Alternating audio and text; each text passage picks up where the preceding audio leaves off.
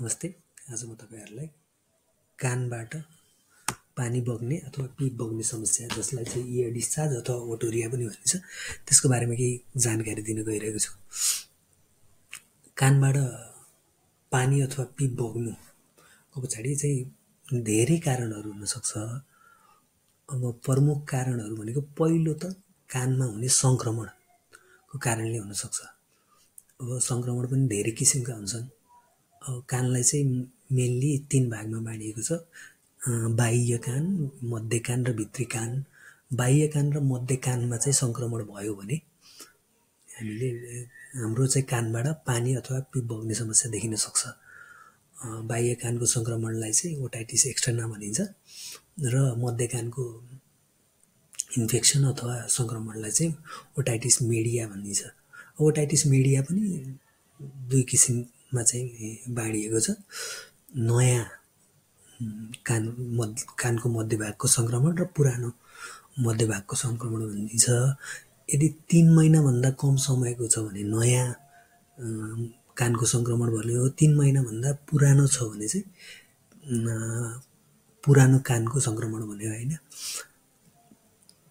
त्यसको कारणले पनि कानबाट पिप वा पानी बग्ने समस्या हुन सक्छ। अर्को भनेको कानमा ढुसी पलाएर, त्यो पनि एउटा संक्रमण हो। ढुसीको संक्रमण हामी फंगल इन्फेक्सन पनि भनिन्छ। त्यसको संक्रमणले गर्दाखेरि पनि कानबाट पिप अथवा पानी बग्ने समस्या देखिन सक्छ। संक्रमण भनेको पहिलो प्रमुख कारण, पहिलो अथवा प्रमुख कारण हो। दोस्रो कारण भनेको हामीलाई कानमा चोटपटक लागेर कानको जाली च्यातिने र त्यसमा चाहिँ संक्रमण भएर पिप अथवा पानी बग्ने समस्या पनि हुन सक्छ। तेस्रो भनेको ट्युमर अथवा मासु पलायो, कानमा चाहिँ मासु पलायो, कानको बाह्य भागमा अथवा भित्री भागमा अथवा मध्य भागमा चाहिँ मासु पलाउने समस्या अथवा ट्युमर पलाउने समस्याको कारणले गर्दाखेरि पनि कानबाट पानी अथवा पिप बग्ने समस्या देखिन सक्छ। अर्को चौथो कारण भनेको मस्तिष्क अथवा टाउकोमा चोट लागेर हाम्रो मस्तिष्कको वरिपरि एउटा फ्लुइड हुन्छ, त्यसलाई चाहिँ सीएसएफ भन्छ, त्यो कानबाट बग्ने समस्या पनि देखिन सक्छ। यो त भयो कानबाट चाहिँ पानी अथवा पिप बग्ने समस्याका कारणहरु।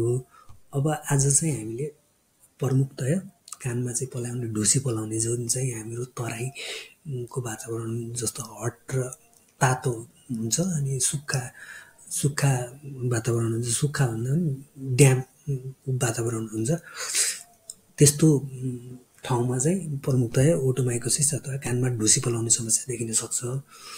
अब ओटोमाइकोसिस भनेको चाहिँ के हो बुझौँ पहिला। ओटोमाइकोसिस भनेको चाहिँ कानमा त्यही ढुसी पलाउने संक्रमणलाई चाहिँ भनिन्छ, जो चाहिँ कानको बाह्य भागमा चाहिँ ढुसी पलाउने समस्या हुन्छ। अब यसका कारणहरु चाहिँ धेरै हुन्छन् है। धेरै भन्दा नि त्यही हामीले चाहिँ कानलाई सुक्खा राख्न सकेनौं अथवा कानमा पानी छिरो हामी जुन चाहिँ नुहाउँदा अथवा हामी पौडी खेल्दा हुन सक्छ हैन। त्यस्तो केसहरुमा पनि कानमा ढुसी पलाउने हुन्छ।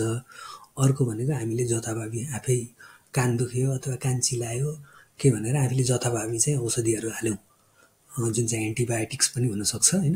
अनि हामीले चाहिँ मेडिकलमा गयौं भने मान्छेले कान दुख्यो, कान चिलायो भन्यो भने एउटा चाहिँ औषधि दिन्छ व्याक्स रिमुभरको लागि। व्याक्स रिमुभ गर्नलाई त्यही औषधि दिइहाल्ने समस्या हुन्छ। हेर्दा पनि नहेरिकन त्यो दिने समस्या छ हाम्रो नेपालमा चाहिँ।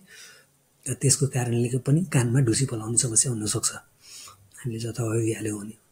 अर्को भनेको चाहिँ हामी चाहिँ अलि यो कस्तो मान्छेलाई हुन्छ भन्दा इम्युनिटी लो भएको कन्डिसन जस्तो डायबिटिजहरुमा चाहिँ धेरै मात्रामा कानमा ढुसी पलाउने समस्या हुन सक्छ। अब यो त भयो यो ओटोमाइकोसिसको बारेमा सानो जानकारी हैन। अब यो चाहिँ ढुसी पलायो कानमा भने चाहिँ के चाहिँ सिम्पटमहरु अथवा लक्षणहरु देखिन सक्छ भन्दा प्रमुख लक्षण भनेको कान चाहिँ चिलाउने समस्या हुन्छ। कान धेरै मात्रामा चिलाइराख्ने कान, अनि कान चाहिँ भारी भएको जस्तो, केही कानमा चाहिँ अड्क्या जस्तो केही भएको जस्तो फिल हुन्छ हैन। कसैलाई चाहिँ दुख्ने पोल्ने समस्या पनि हुन सक्छ हैन। अनि कानबाट सेतो कालो अथवा पहेँलो खालको चाहिँ पिप जस्तो चीजहरु बग्ने कानबाट चाहिँ समस्या पनि देखिन्छ। अब यसको उपचार चाहिँ कसरी गरिन्छ, यो त लक्षणहरू भयो होइन। अब उपचार चाहिँ हामीले घरमा उपचार चाहिँ गरिँदैन यो है, हस्पिटलमै गएर गर्नु पऱ्यो। कान चाहिँ सफा गर्नु पऱ्यो, जहाँ जति पनि त्यहाँ कानमा चाहिँ फङ्गसको हुन्छ नि, ढुसीको चाहिँ डेब्रिज हुन्छ कि टन्ने, त्यसलाई सफा गर्नु पऱ्यो। चाहिँ धेरै किसिमले गरिन्छ, आज त्यसको बारेमा चाहिँ भन्दिनँ। अनि त्यो सफा गरिसकेपछि डाक्टरहरूले चाहिँ एन्टिफङ्गल ड्रपहरू दिनुहुन्छ त्यसको ढुसीको प्रकार हेरेर। अनि कानलाई चाहिँ सुक्खा पार्नुहुन्छ त्यस पछाडि, सफा गरिसके पछाडि। अब यो चाहिँ उपचारको बारेमा भयो। र यसबाट चाहिँ कसरी बच्ने उपायहरू चाहिँ हामीले नुहाएपछि अथवा कानमा पानी पर्यो भने, कानमा पानी छिरेको त थाहा हुन्छ, त्यो भयो भने चाहिँ कानलाई सुक्खा राख्नु पऱ्यो, कानलाई सुक्खा पार्नु पऱ्यो होइन। अनि हामीले चाहिँ कटन बडहरू चाहिँ जेनरली युज नगर्दा राम्रो, किनभने यसले नि ढुसी बढाउनलाई चाहिँ सहयोग गर्छ है। अनि हामीले जेनरली औषधिहरू युज गर्दाखेरि चाहिँ उसमा मेडिकलमा गएर औषधि लिने हाल्ने चाहिँ नगरौँ। यसको लागि चाहिँ इएनटी डाक्टरलाई देखाएर उहाँहरूको सल्लाह सुझाव अनुसार नै चाहिँ प्रयोग गर्ने गरौँ। औषधि जथाभावी चाहिँ कानमा हाल्नु हुँदैन है। अनि अर्को मधुमेह भएको व्यक्तिहरूमा चाहिँ धेरै फङ्गल इन्फेक्सनहरू हुन्छ।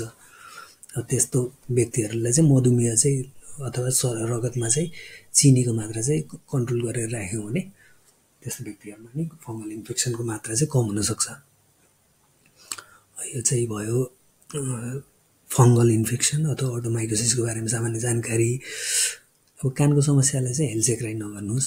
कानबाट पानी बग्न थाले अथवा पिप बग्न थाल्यो, कान चिलाउने समस्या, कान कम सुन्ने समस्या त्यस्तो भयो भने समयमै इएनटी डाक्टरकोमा गएर उपचार गर्ने गरौँ। अनि जथाभावी गएर मेडिकलमा गएर कानमा हाल्ने औषधिहरू चाहिँ प्रयोग नगरौँ।